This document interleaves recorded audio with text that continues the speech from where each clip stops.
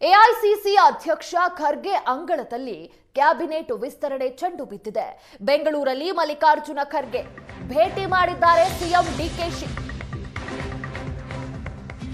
Cabinet ವಿಸ್ತರಣೆ ಚೆಂಡು ಈಗ ಎಐಸಿಸಿ ಅಧ್ಯಕ್ಷರ ಹತ್ರ ಇದೆ. ಖರ್ಗೆಯನ್ನ ಭೇಟಿ ಮಾಡಿದ್ದಾರೆ ಸಿಎಂ ಡಿಕೆಶಿ. ದೆಹಲಿಗೆ ತೆರಳುವ ಮುನ್ನ ಖರ್ಗೆ ನಿವಾಸದಲ್ಲಿ ಸಿಎಂ ಡಿಕೆಶಿ ಚರ್ಚೆಯನ್ನ ನಡೆಸಿದ್ದಾರೆ. ಖರ್ಗೆ ಜೊತೆ ಏರ್ಪೋರ್ಟ್ ವರೆಗೂ ಸಿಎಂ ಡಿಕೆಶಿ ತೆರಳಿದ್ದಾರೆ. ಕ್ಯಾಬಿನೆಟ್ ವಿಸ್ತರಣೆ ಬಗ್ಗೆ ಖರ್ಗೆ ಜೊತೆ ಸಿಎಂ ಡಿಕೆಶಿ ಮಾತುಕತೆಯನ್ನ ನಡೆಸಿರುವಂತದ್ದು. ಖರ್ಗೆ ನಿವಾಸದಲ್ಲಿ ಚರ್ಚೆ ನಡೆಸಿದ ಸಿಎಂ ಡಿಕೆಶಿ ಹಾಗೂ ಪರಮೇಶ್ವರ್. ಈಗ ಸಂಪುಟ ವಿಸ್ತರಣೆ ವಿಚಾರವಾಗಿ ಚರ್ಚೆ ಆಗ್ತಾ ಇದೆ.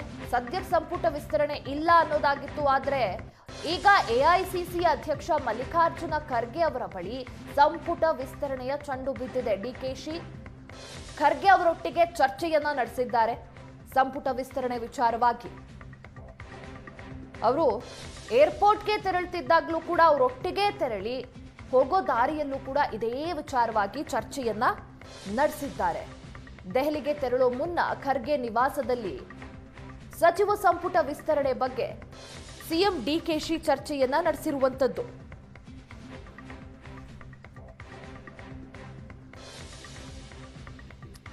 ದೆಹಲಿಯ ಹೈಕಮಾಂಡ್ ಮಟ್ಟದಲ್ಲಿ ಈಗ ತೀವ್ರ ಕಸರತ್ತು ನಡೀತಾ ಇದೆ ಸಚಿವ ಸಂಪುಟ ವಿಸ್ತರಣೆ ವಿಚಾರವಾಗಿ.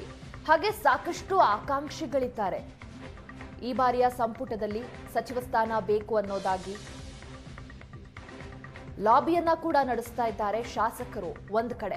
ಇನ್ನೊಂದು ಕಡೆ ದೆಹಲಿಯಲ್ಲಿ ಸಂಪುಟ ವಿಸ್ತರಣೆ ಸರ್ಕಸ್ ಕೂಡ ಮುಂದುವರೆದಿದೆ. ಡಿಕೆಶಿ ಸಿದ್ದರಾಮಯ್ಯನವರು ದೆಹಲಿಗೆ ತೆರಳಿದ್ರು, ಮೀಟಿಂಗ್ಗಳ ಮೇಲೆ ಮೀಟಿಂಗ್ ಅನ್ನ ನಡೆಸಿದ್ರು. ಯಾವುದೇ ರೀತಿ ಸಚಿವ ಸಂಪುಟ ವಿಸ್ತರಣೆ ಬಗ್ಗೆ ಆಗ ಅಪ್ಡೇಟ್ ಸಿಕ್ಕಿಲ್ಲ. ಈಗ ಇದೇ ಸಚಿವ ಸಂಪುಟ ವಿಸ್ತರಣೆ ವಿಚಾರವಾಗಿ ಡಿಕೆ ಶಿವಕುಮಾರ್ ರವರು ಎಐಸಿಸಿ ಅಧ್ಯಕ್ಷ ಮಲ್ಲಿಕಾರ್ಜುನ ಖರ್ಗೆ ಅವರನ್ನ ಭೇಟಿ ಮಾಡಿದ್ದಾರೆ. ಅವರ ನಿವಾಸದಲ್ಲೇ ಭೇಟಿ ಮಾಡಿ ಅವರೊಟ್ಟಿಗೆ ಚರ್ಚೆಯನ್ನ ನಡೆಸಿದ್ದಾರೆ. ಅದಾದ ನಂತರ ಏರ್ಪೋರ್ಟ್ ವರೆಗೂ ಅವರೊಟ್ಟಿಗೆ ತೆರಳಿ ಮಾರ್ಗದಲ್ಲೂ ಕೂಡ ಇದೇ ವಿಚಾರವಾಗಿ ಚರ್ಚೆಯನ್ನ ನಡೆಸಿದ್ದಾರೆ.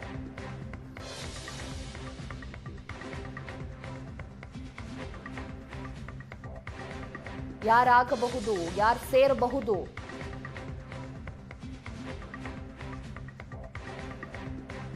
ಡಿಕೆ ಸಂಪುಟವನ್ನ ಅನ್ನೋ ಕುತೂಹಲ ಕೂಡ ಇದೆ. ಡಾಕ್ಟರ್ ಜಿ ಪರಮೇಶ್ವರ್ ಅವರು ಕೂಡ ಈ ಸಭೆಯಲ್ಲಿ ಭಾಗಿಯಾಗಿದ್ದಾರೆ. ಹಾಗೆ ಕೃಷ್ಣಪ್ಪನವರು ಕೂಡ ಸಭೆಯಲ್ಲಿ ಭಾಗಿಯಾಗಿರುವಂತದ್ದು.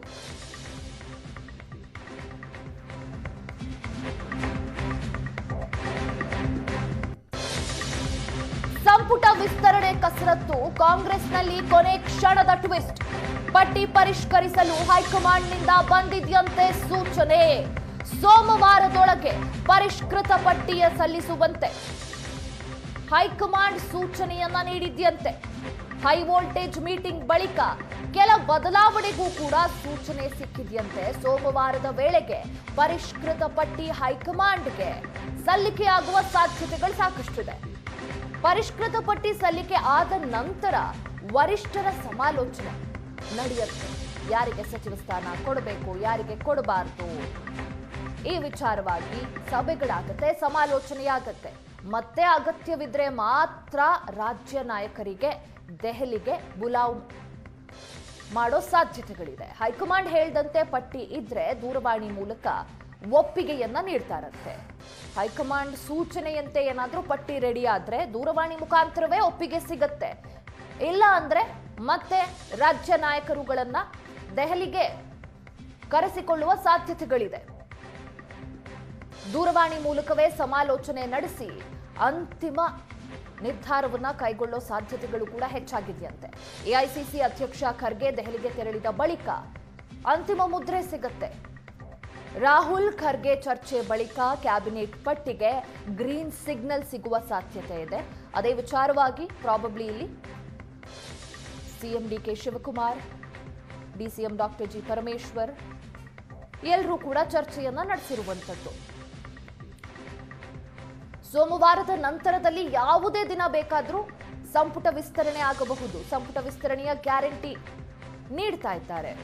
ಈಗಿರುವ ಮಾಹಿತಿಯ ಪ್ರಕಾರ ಸುರ್ಜೇವಾಲಾ ಕೆಸಿ ವೇಣುಗೋಪಾಲ್ ಜೊತೆ ಸಭೆಯ ನಂತರ ಪಟ್ಟಿಯನ್ನ ಫೈನಲ್ ಮಾಡೋ ಸಾಧ್ಯತೆಗಳಿದೆ.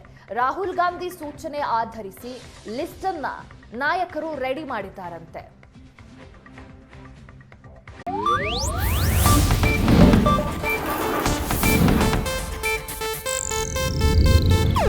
ಇದು ಏಷ್ಯಾನೆಟ್ ನ್ಯೂಸ್ ನೆಟ್ವರ್ಕ್ ಪ್ರಸ್ತುತಿ.